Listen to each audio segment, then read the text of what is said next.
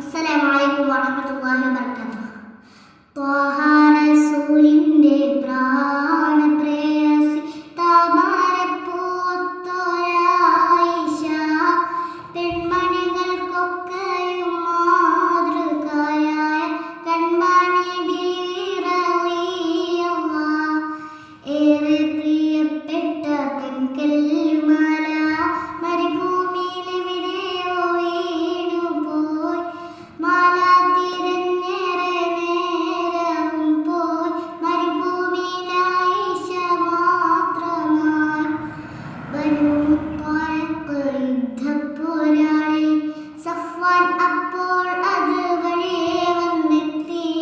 ഏകായായി പേടിച്ചു നിൽക്കുന്നൊരായിഷനെ കണ്ടതും ഇന്നാലില്ലാഹിയും ചൊല്ലി.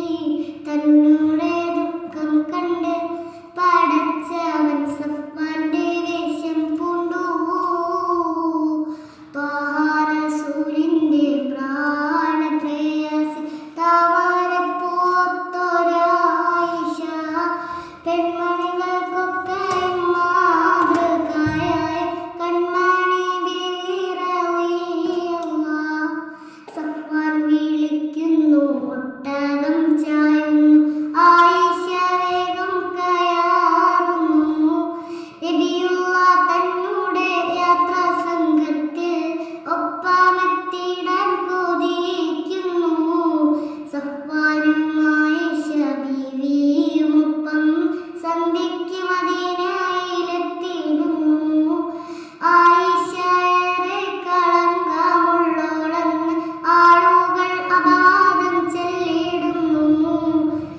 നബിയും അറിഞ്ഞുവല്ലോ, പരിശുദ്ധ ഹൃദയം പിടഞ്ഞുവല്ലോ.